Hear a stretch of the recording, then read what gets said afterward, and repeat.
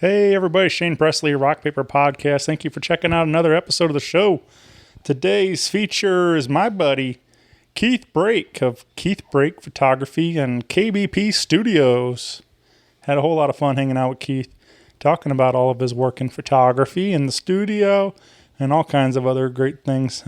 So hope you dig it. Do want to remind you, as always, Rock Paper Podcast is brought to you by Roughneck Beard Company and American Rambler, located here in St. Louis, Missouri, in the Maplewood area. Swing by the shop or shop 24/7 at roughneckbeardcompany.com. Use my code RPP15 for an exclusive 15% off your purchase when shopping online there. You know, ladies and gentlemen, it's officially beard season.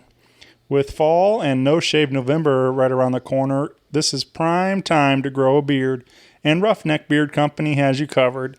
Using a good beard oil from day one of growth sets the stage for faster, fuller, healthier growth. Avoid dry skin and the dreaded beard itch, combined with Roughneck Genesis for the vitamin punch that really gets things moving. Stop in today or order online to build your kit and kick your growth into high gear. Again, don't forget that code RPP15 for 15% off all your purchase at roughneckbeardcompany.com. Also get involved with them on Facebook and Instagram. Big shout out to Keith Brake and all of his support for the show.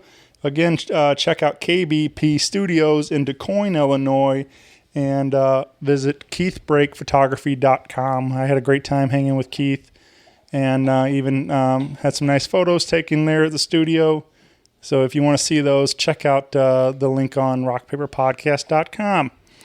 Feel free to hit me up on email, rockpaperpodcast@gmail. I would love to hear from you all. And find me on the socials, and keep an eye out. I got a couple of things on the works, so I'm super excited to share with you all. So I'll be making some announcements here very soon. With all of that out of the way, sit back, relax, and check out this brand new episode with my buddy Keith Brake. Podcast is kind of like it's like a radio show that's not on the radio. It's on the internet. Does that make sense? Uh-huh. Yeah. That's also like my mom. It makes it sound more confusing, doesn't it? It sounds like this. This is Keith Brake from KBP Studios, and you're listening to Rock Paper Podcast. Rock Paper Podcast. This is beat paper, paper covers rock. Rock beats, scissors, Shane covers non-stop. Never know what new kind of guests that he's got coming at you. Live and direct on the spot. Could be rock, folk, country, or hip-hop, jazz. All kind of folks that he has. Could be an artist or a comedian to make you laugh on the Rock Paper Podcast. double-decker fudge round, rolling round town. Shane coming at you live and direct from ground zero. He's your hero, he's your bestie. Rock Paper Podcast with Shane Presley.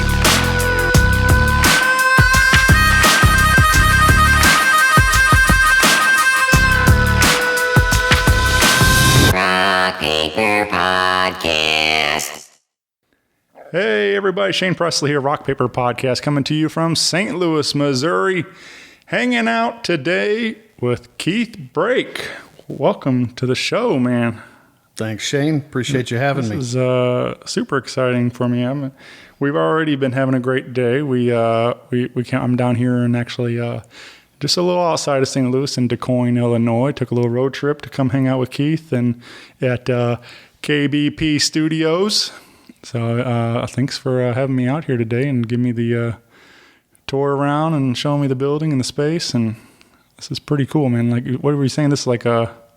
Yeah, it's a 130-year-old building. So the brick here in the studio walls is the original brick. It was covered with a ton of plaster when we moved in, and neither my wife nor myself really liked that look. So we got started with some hammers and some trash bags, and exposed the brick, cleaned it up, like the way that it turned out. Floor is all the original hardwood. We stripped away most of the years of paint on it and spent several hours with sanding on it to get it the way it is. And Yeah. Yeah, everything's pretty cool at this point. I love it, man. It looks great. And like, I just think it's crazy that, you know, the years, the trends that come and go and everything else.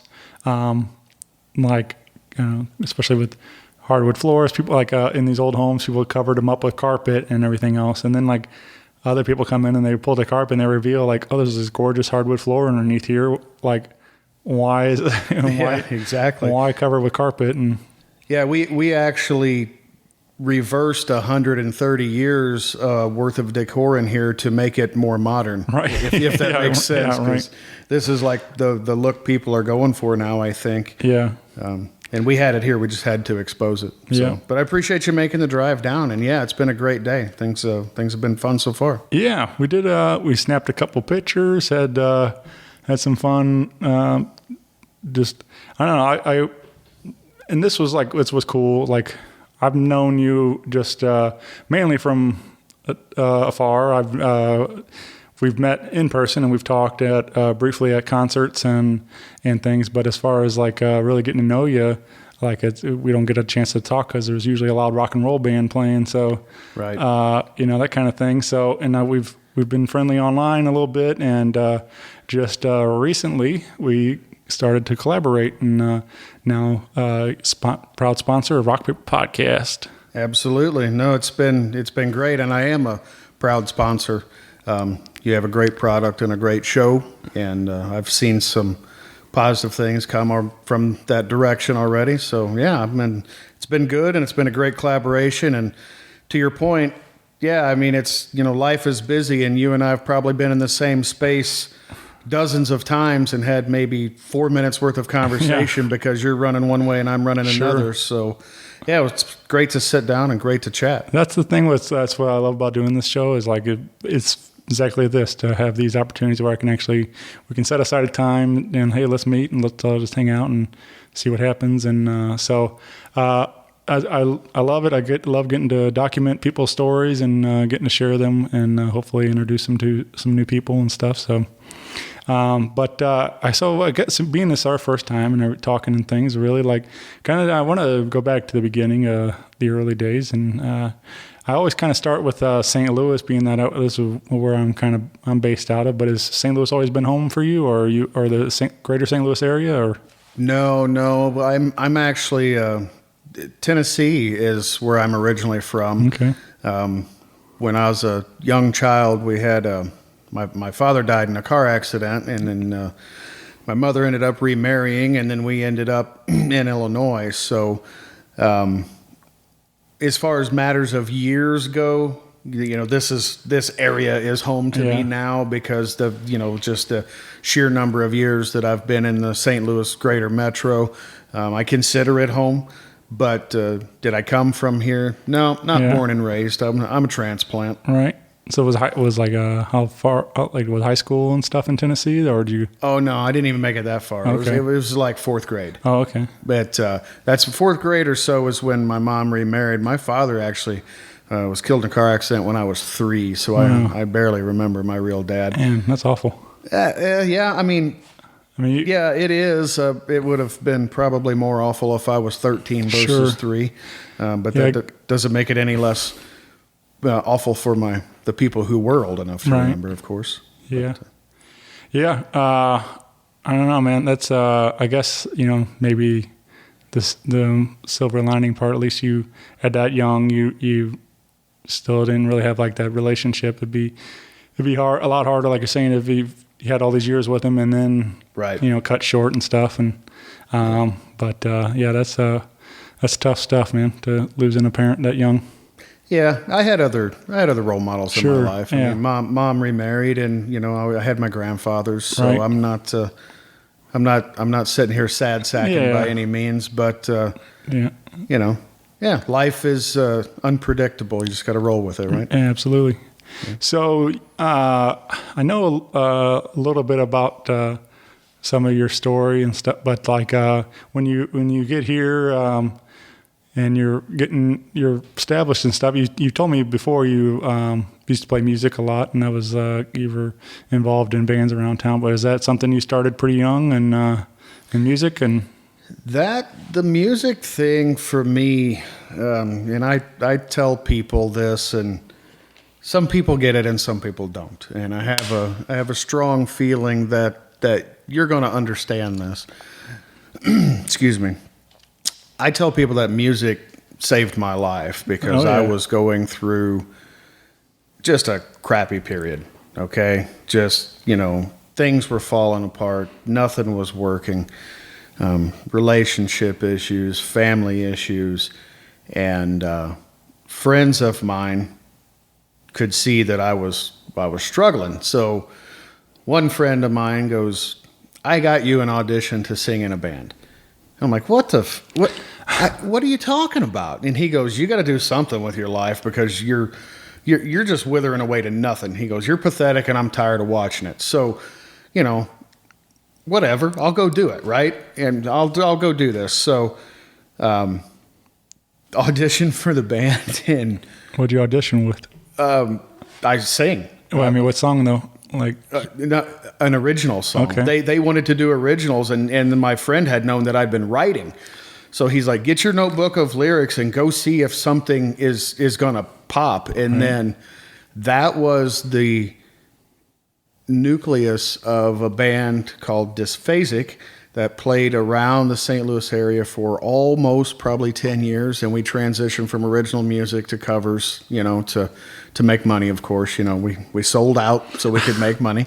But that's how the music thing started. And then I always played rhythm guitar a little bit too, so added that in and sprinkled that along. But 10 years of playing music, and it really kind of took me, it carried me through a time in life when I was having some kind of crappy, dark thoughts, like going through a divorce, not being able to have the family nucleus together. So, that was the start of the music. And then after I got with my wife that I'm with now, happily married for 15 years now, happy to say, but music was still part of that when we first got together. And I've been in a few bands since, but yeah, cover band, Road, and a few originals. right.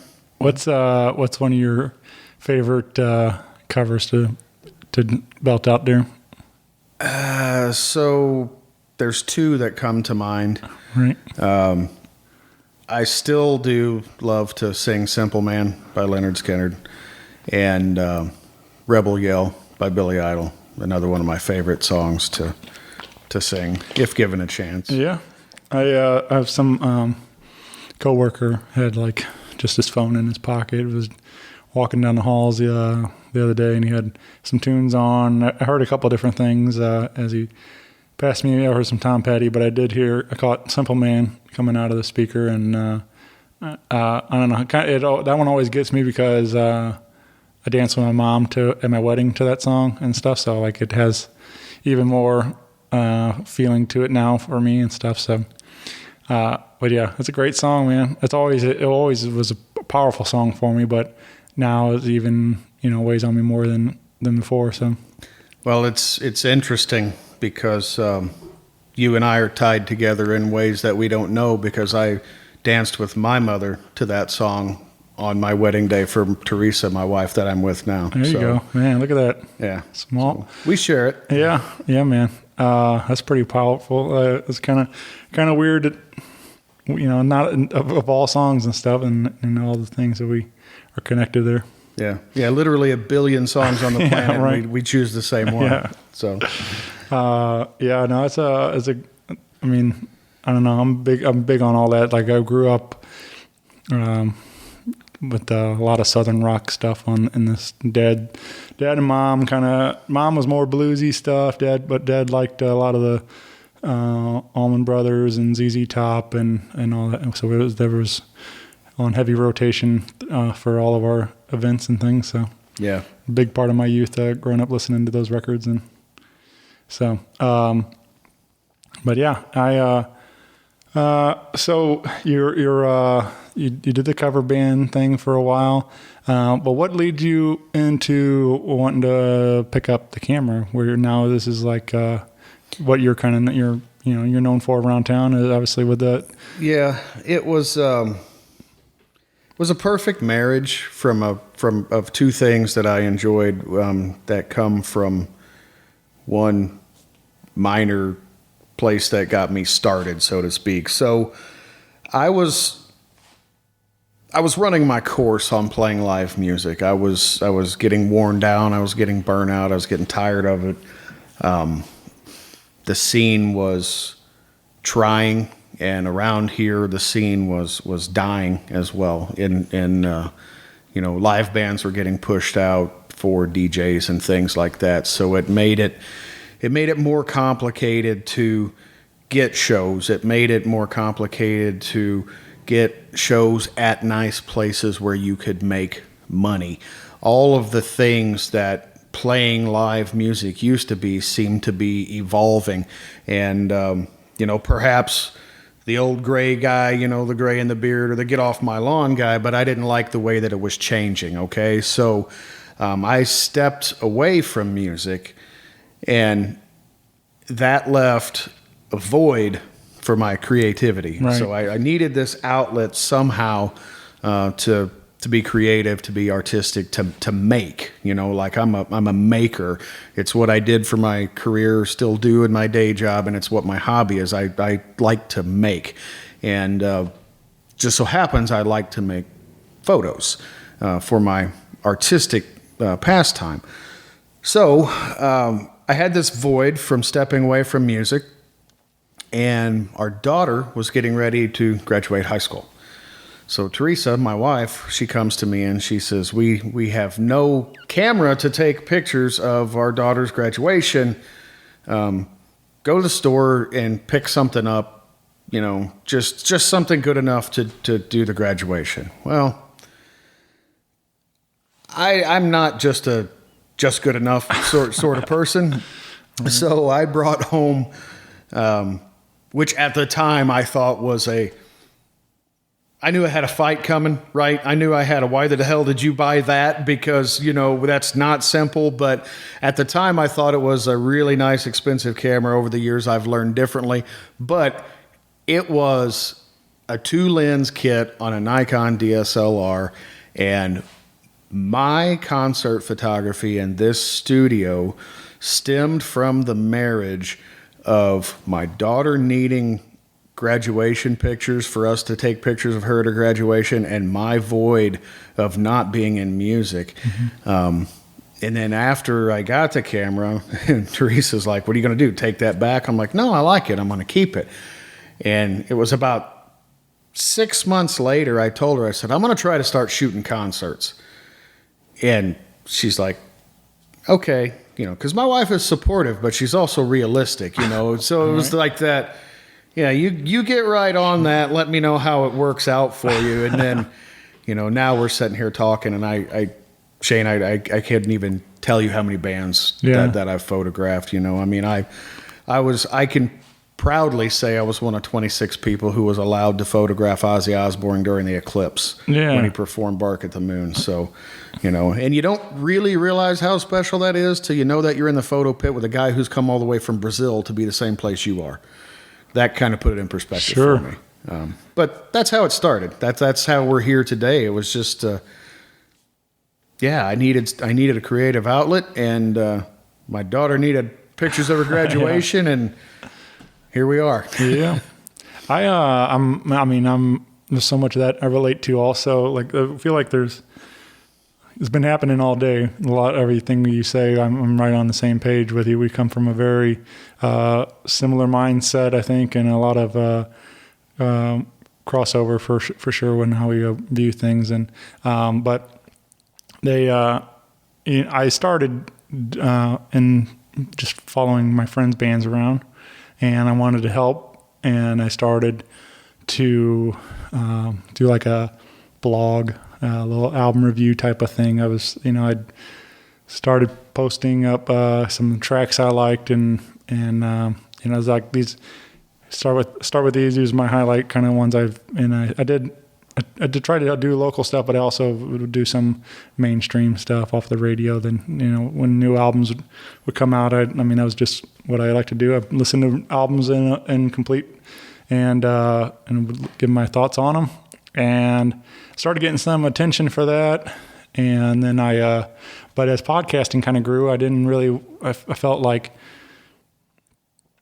what I was doing didn't really work well in that format. People like to, but I'd rather, instead of telling you to go listen to songs, but I could just play the audio and then have you hear it on the show. So, and as podcasting kind of grew, I was like, maybe that could be cool. And so started doing this, and felt like it was a good way to continue to add to it, get the story directly from the people. It was like, for me, I was like, I'm not a great writer. I wasn't over enough words. I don't know how to describe a guitar solo or, and so I was like, I'll just let the people speak for themselves, and instead of me telling you what it's like.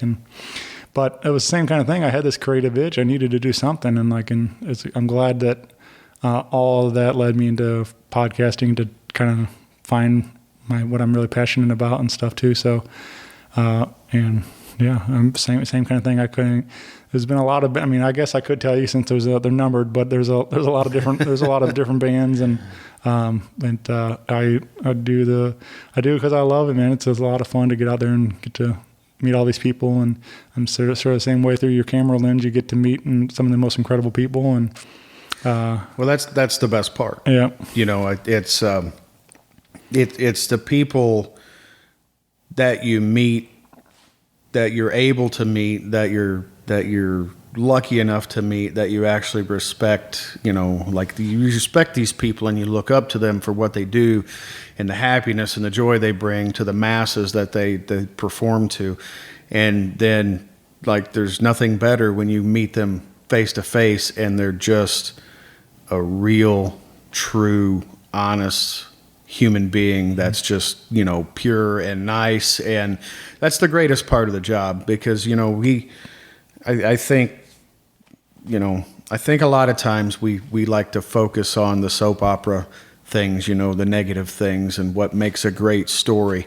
But what makes a great story to me is when I meet someone that I've looked up to, that I've listened to every song they've ever written and played, and that person turns out to be a genuine, nice, upstanding human being with no preconceived notions of what they're entitled to. We need to hear more stories about that, because that's the beautiful part of what we do, right? As you say that, my story in that vein is Gary Clark Jr. I don't know if you ever got a chance to meet him at all, but I met him backstage or back behind the pageant after the show when he played there, and he was hanging out by the tour bus thing, taking pictures and signing autographs and doing that whole thing. And I walk up, and I was sitting there waiting in line for a little bit, had my poster. I wanted to see if I could get him to sign and get a picture with him. And there's a girl kind of standing there next to me, and she on her phone, and goes hands Gary the phone and goes, "Hey, will you say hi to my sister for me?" He's like, "Yo, what's up? It's Gary Clark Jr." And just most people probably be like, I don't want. I have all these other people and everything else, but he's just super chill, and he's talked to her for a moment, and he's like, all right, I got to go, and meeting all these other people, and I got to take a picture with him, and he's just as genuine and super cool as you would ever imagine. That was one of the best experiences, meeting somebody that I admire like that. And right, but, yeah, he's the real deal and incredible talent. Yeah, no, for me, we share a friend, you and I, that's the same kind of person. Steve Ewing from The Urge. Yeah, I've been listening to Steve and The Urge since before my beard was gray and grown out this long, which is some years ago, let's say. And Steve is pretty much the same way. When Steve reached out to me to ask me to photograph him in this studio space, and he was willing to come to me, it was kind of that same kind of moment for me, So yeah, it's about the people, it's about the friends, and expanding those positive memories, because we have there's a lot of things people can be negative about now, but I'd rather focus on those things that that feel right, feel normal, and are positive. Right. Yeah, Steve, I think was episode 5. He's been a supporter of this show since the beginning, and he, I think I told you in text, but I was looking to throw a party to celebrate the first year of the show, and Steve had been doing the acoustic brunch stuff over there at Steve's Hot Dogs. Shout out to Steve's Hot Dogs. And he was doing this, and I was like, "Hey, Steve, what did you think about me, like, kind of piggybacking off of your idea? Maybe I'll do one of the, book the show." And he's like, "Yeah, sounds great. Let's do it." And so I started putting together a lineup of some friends that I wanted to bring in, and then he goes, "I'll play," and I'm like, "Okay," I'm like, "Yeah, sure." The very first event I put together, Steve Ewing wants to play it. Okay, that sounds pretty awesome. So, yeah. It was just. So him and Adam did like a bunch of Urge tunes acoustic, and it was just so much fun, like, screaming liquor store in there and at Steve's Hot Dogs and like, stuff like that. It was just stuff. And he did a couple that they don't, typically play acoustic like that, but it was a lot of fun. And so anyway, yeah, he has a special place in my heart for sure. And like, he's just an incredible guy, but yeah. Incredible big performer fan. too. Oh, yeah. You were at the same show I was at this past weekend. Yeah. So that was, yeah. I mean, I put it in my review. As many times as I watch those guys and watch what they do, I'm still blown away at just the overall amount of motion, the running, the jumping, and they never stop. Yeah. I can't walk down the stairs here at my studio 3 times in a row without getting tired from it. These guys are going 2 hours. Yeah. I listened to a lot of Stern show. Just a big fan of it. But he recently had Ice-T on, and Stern's on vacation, so it's replays, and so it was recently replayed Ice-T's appearance on the show from a couple of years ago, and but he was talking about going on tour with Body Count, and they hadn't done that in a long time, and they were recording new music and all this stuff. And anyway, but he was saying how, like, when he plays the music, and even the people at the shows and stuff, like, they go back to when they first heard these songs and stuff. They go back to being 18, 20 years old, and I feel that's exactly the same. I don't know. I don't want to speak for them, but I feel like that's the same way with all those guys on stage. They run around on stage like they're 18 years old again for 2 hours, and it's like Bill's up there doing those jumps and everything else, and it's just like, even though they're not quite 18 anymore, they still act it for the night and have a good time and stuff. And it's just so much fun to watch, and like that's the reason why they're one of the best for sure. Yeah, absolutely. Yeah. Yeah, they're one of, still to me, and art is subjective, right? But to me, they're still like one of the most premium live bands you can see. Right. Yeah, and we're lucky to get to do it a couple times a year around here. So. Oh, absolutely. Yeah. Which and if you haven't seen it, November 26th, I think it is. They're the Friday after Thanksgiving.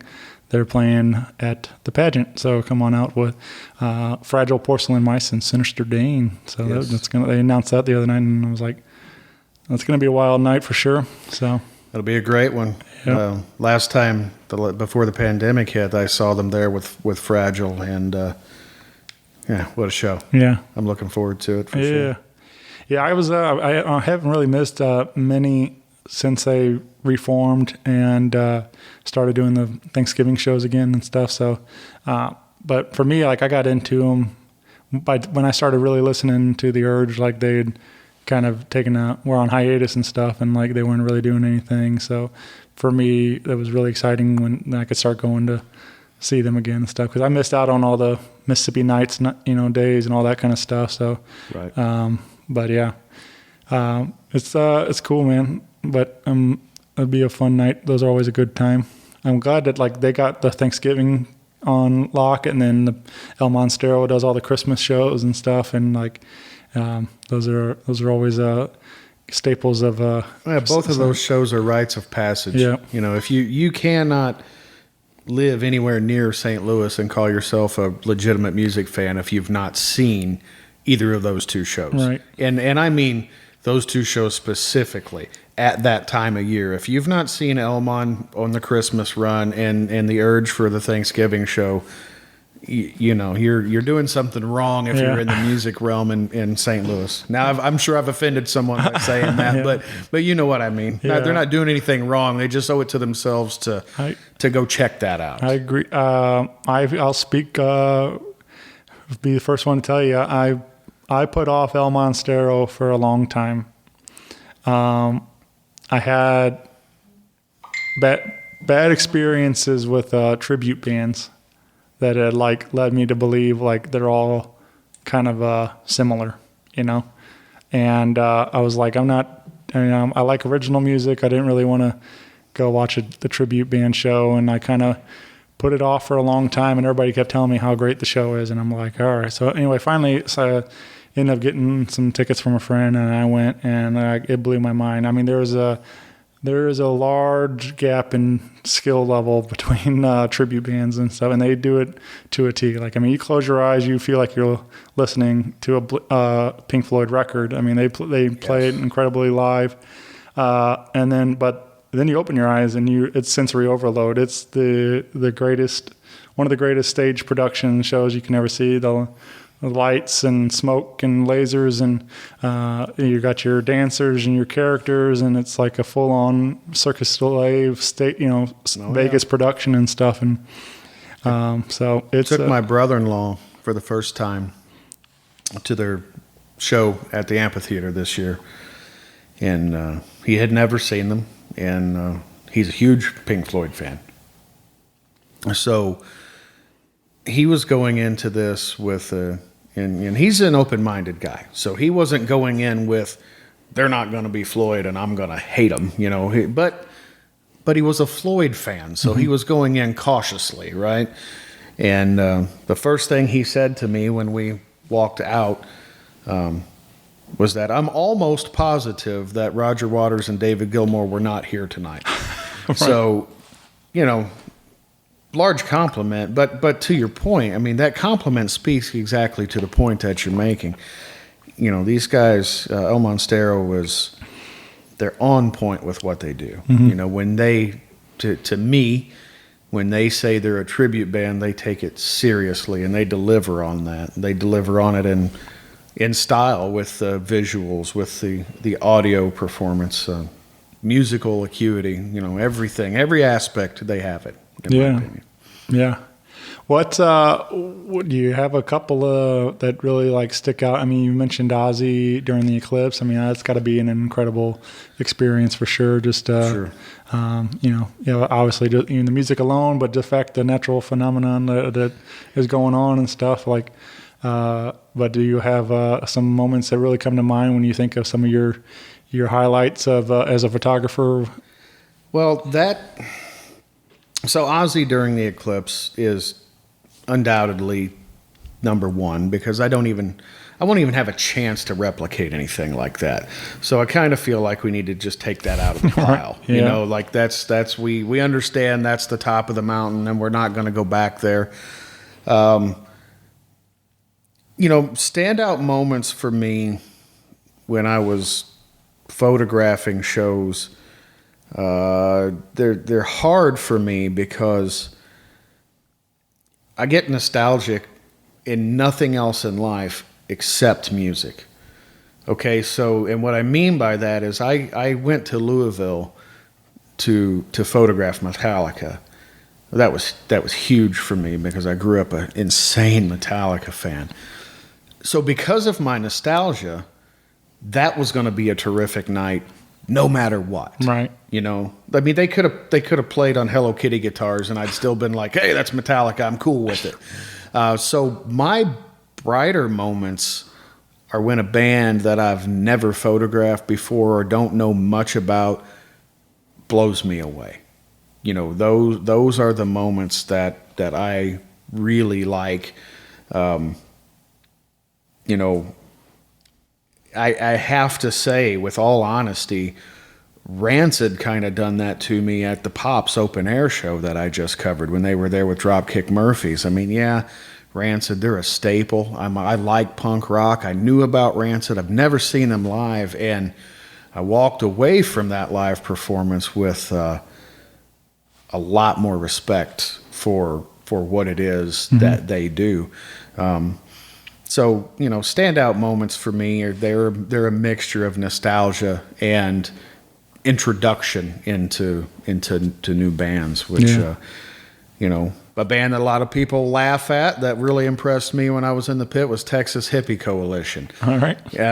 They were solid. They were on point. Now, I'm not going to, you know, sit here and tell you that they're massive production or anything like that. They happened to be at the same festival that Ozzy was at, but they were one of those moments where I was like, hey, you know, you guys, your name's a little bit gimmicky, but you're delivering on the music. So, I think what's cool too, mentioning Rancid in that show, is besides the band, the music, and everything, but like the crowd. And I remember like you posted a really incredible shot of crowd surfers, and so you see the way that these people, how much they love that band and stuff, that whole experience too. Just even if you're not into it, it's exciting to see how much they are into it and stuff. And yeah, that's right, and that's one of the draws to doing what I do, and what, you know, the group of concert photographers really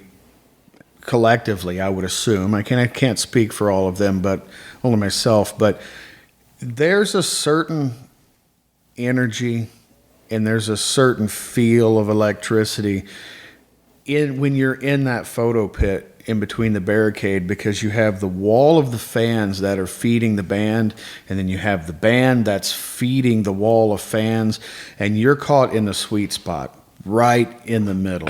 It's awesome in front of you. It's awesome behind you. You know, it's and to your point, the people, the crowd surfers, you know, they're feeding off of that. And I know security doesn't like crowd surfers. I also know that bands will not like security if they don't let those people have a good time like that, because the entire point of that show is to have a good time and have a release. And the crowd at Rancid, awesome. yeah, They were awesome. They were in tune from like the second song of the Bronx, the opener for that show. You know, the Bronx, a punk band from Los Angeles. I'll be honest with you, I didn't know them. I know them now. They were like they spoke to me, you know, from the stage, I mean. So I'm digging into their stuff, but the audience and people in general, by my estimation, are so ready for music and performance art and these good times that they had circle pits going from like the first note of the second song, and it was like going all night, you know, crowd surfing and circle pits. These guys have been pent up for 18 months and they were ready to go. Yeah, exactly. Right. Yeah. But yeah, that's a great shot though, for sure. Like you can find the I'll probably tag it on this episode, but the review you posted some of your shots, and but it's like a nice like a sunset behind them too and everything. Like so it was pretty nice. But yeah, that's actually that image. I think the publication plug for Midwest Rewind. Without them, I wouldn't be able to shoot nearly as many shows as I do. So you know, go give them a like, Midwest Rewind. Yeah.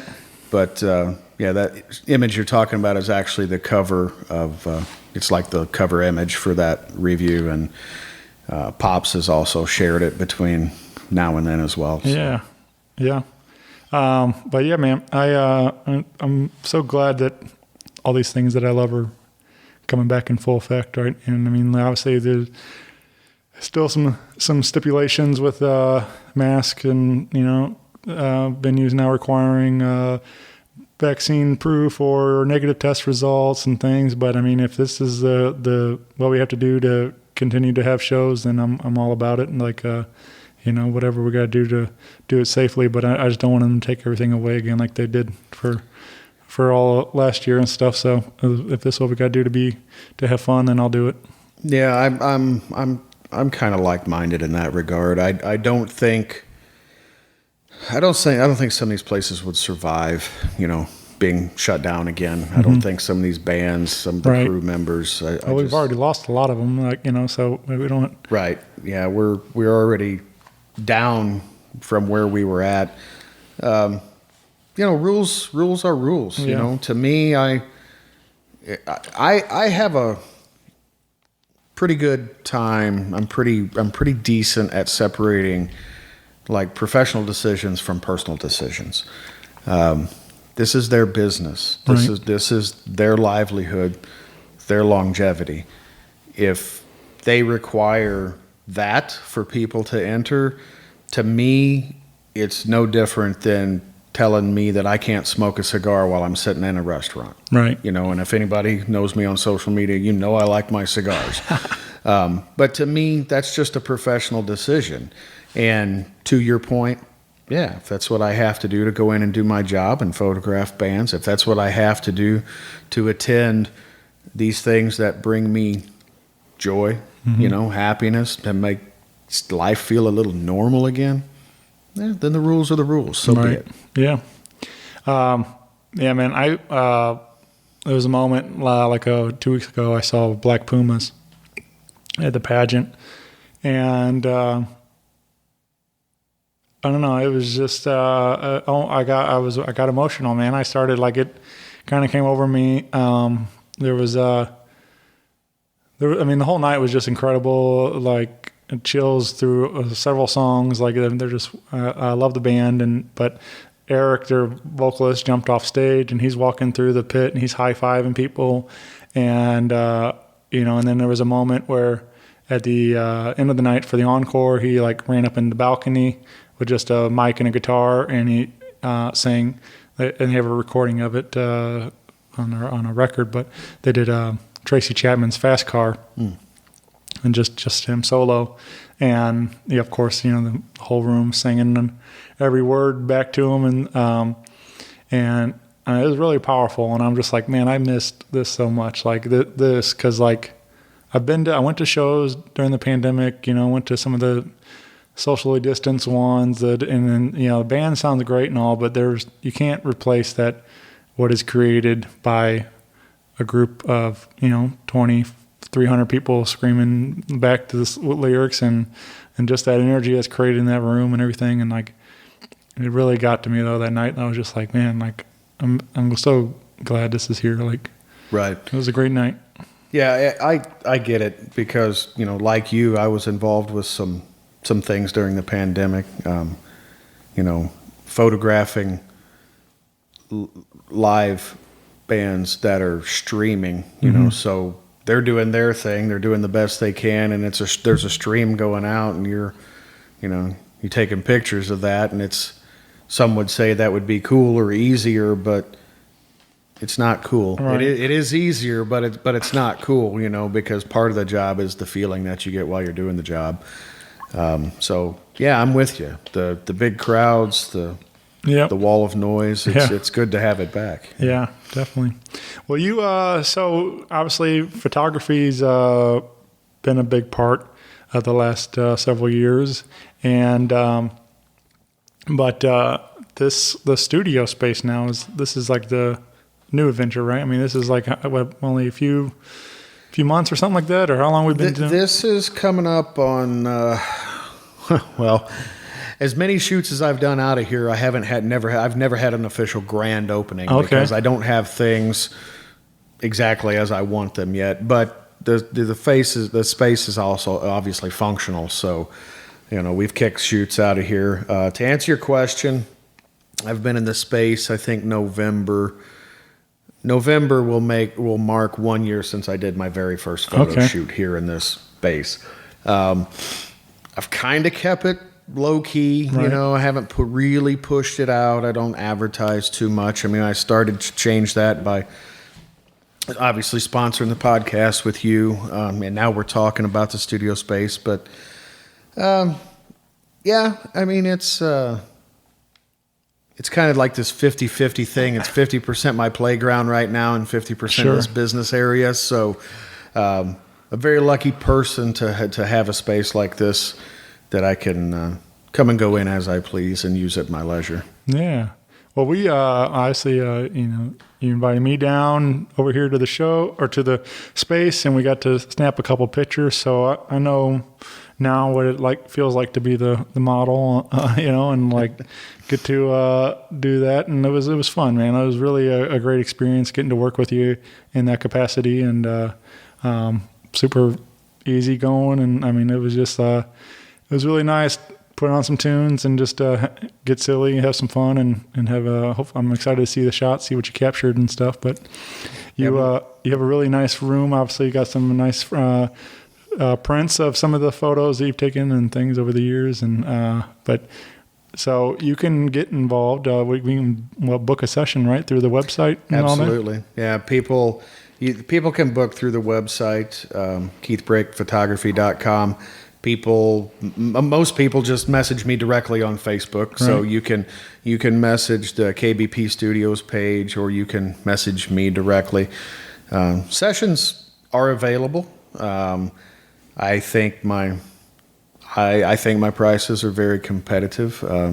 So I don't try to take advantage of folks, and I love to work with other creatives. So if I would put this out there, if there's somebody that has creative idea, a vision that they want to collaborate with me on for my style of photography, it's, please reach out, because if it's something that they believe in and I believe that I could do justice, well, those are my favorite things. Yeah. Those collaborations. Yeah. Well, you've already, there's several of them, but I've been really enjoying your work with, mentioning Steve Ewing earlier, but you also learn from Kay Shee. She's another great friend of the show, and super cool. I'm glad that we've become friendly over the years, and bringing ATG Antonio from Discrepancies. I know a lot of great pictures with him too, and so all those guys. The space has been great to have, because the space allows me to further the friendship cultivation. Without the space, I would have never been able to entertain a photo shoot and a friendship with Learn or Steve. Obviously ATG, I've worked with Discrepancies over the years. I've provided photo services for them. So Antonio and I, we knew each other previously, but Learn was just a lot of fun. She was just really honest and open and down to earth, and she was silly when she wanted to be. It was a perfect shoot. It was a perfect KBP Studios shoot. We had conversation beforehand. We laughed. We learned a little bit about one another, and then we just had this nice, organic, creative, collaborative shoot, which is really what I strive for in every shoot that I do. I don't want to force anyone out of their box or make them feel uncomfortable. I want them to leave here feeling like they've had an experience, not just a photo shoot. So that's the intent of the space, and hopefully you've experienced it today, and hopefully that was in line with what you experienced. Yeah, absolutely. Yeah. I've done a couple different things, and as far as some headshots kind of stuff, it was a lot of fun, man. Just even just getting to hang and the talk and everything, even when we weren't shooting pictures and stuff, it was just getting here to spend some time with you and stuff was a lot of fun. So, so what? Now I feel like is for the dream. Obviously you're getting to do a lot of really cool things. You're getting to do the live concert stuff when you can. You got the studio up and going when you have sessions in here and stuff. Is that the goal to move into doing that more full time, or what would be ideal for Keith? What would you think? So, it's a great question with not so easy answer. Right. the fear is that when something I enjoy becomes a job, then it becomes something I no longer enjoy. Right. Hi, God. Man, 100%. Yeah. So do I charge for sessions? Of course I have to. I've got to keep the lights on around here. Do I do it professionally? Well, that's the definition of charging for the services, right? Jumping off 100%, who knows? Who knows? Yeah. Right now, the building is great. I have room to grow. The space is great. It's comfortable. It's welcoming. So is it possible? Sure. Yeah, it's a possibility. Do I see it happening anytime soon? Yeah. Probably not. Yeah, I go back and forth. And I'm sure like so many other creatives like struggle with when it's right or what's going to feel right and everything else. But like I have my day job, my 40 plus, my benefits, my retirement, my stability. I have all that allows me to do all the fun stuff with stress free pretty much. I don't, I can survive with what that, and then everything else is just for fun and getting to do all the concerts and the podcast and everything else. Like that's, someday I would, I'd love to try to make music a full-time thing. And I'm like, I think it'd be, but I don't think it's going to like just happen if I think I need to make that jump and commit to it and to make it happen. But then I'm like, when's that time? When do I make, it's like, because it's going to be super scary. And it's going to be, I think I'll find a way to make it work. I believe in myself to, put in the work to, kick enough doors down to where I got to, do whatever I got to do to eat and kind of thing. But at the same time, it's like, well, I have it pretty good right here like this and balancing both worlds pretty well. Right. And the great irony in life, right, is so like what you see in this photo studio is only, let me put it to you this way. If I were only a photographer, I couldn't afford what I have here, based upon the income that I'm taking in now. But, that's twofold. Perhaps because I'm not out there pushing, as you say, kicking down enough doors to eat. But totally get your viewpoint. There's securities in the day job or the primary job, I'll call it. Yeah. But that's my like goal, my dream is, I think it would be, but then this is just face value of it. 'Cause like you're saying, like my dream thing, I think would be, I always joke about it, like quit paying to go to shows and bring the shows to me and open my own venue and have my own thing, Shane's, whatever, come on over here. And and I just think that would be a lot of fun to do something in that capacity. And then, but at the same time, like I said, if I commit to it and make that my job, will I have as much fun going to shows and doing all the stuff when I'm doing all the business end of it? And, the struggles, the stress, everything that goes with all that, making it happen and stuff. So will it still be as much as I love it as much? So that's the question we all ask, it's like, do I make it, when I make a career, is it going to be why I fell in love with it in the first place? So, yeah. And I think that's a 50-50 gamble and there's only one way to find out. Yeah. Yeah. But I would, so I don't know, but that's, I think it would be, I don't know. I just think it'd be cool, like to constantly just be, in the music all the time. Yeah. So, I get that. yeah. There, don't get me wrong. There are times when, I'm sitting around going, I wonder if I could just, find a way to make a living or make, to get through and get successful, just with these cameras, I've been fortunate to work with some really great models up here in the studio. And, when you spend a day working with really good models, and it's a nice collaborative effort, and you pull images away from these shoots that are strong, good images, those are the days when you start to wonder, could I do this for a living?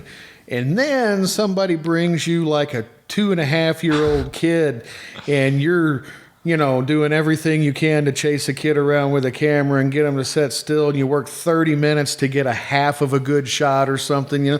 Those are the days when you walk away going, nope, day job seems pretty sound right now. Yeah. Yeah. I was also having a similar conversation to that effect with my friend Jamie, and she does a lot of more like, she did weddings and stuff for a while, and she does a lot of family photos and things, and same kind of thing, trying to get a kid to even look at the camera right or anything, like to get that shot. But we were kind of talking about like, the growth, especially,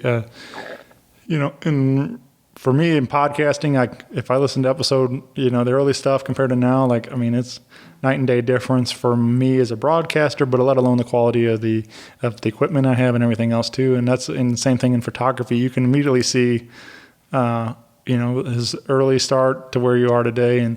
And she's, we were talking about that, how she was like, how much better she's gotten and everything else, all the tricks she's learned, how to make it easier and things. But we were also saying like how grateful we were that people gave us these opportunities early on to fail, really, so I feel like that a lot. Like I always feel like if people come back on the show years later, like after, like if they did the show early on and then they come back and I'm like, thank you for like giving me a chance to try something new. This is, but yeah, it's, one of those sometimes like, I don't know. It's just really cool whenever it does work out and those people believe in you, like even if you're not good at it, but they give you a chance to try something.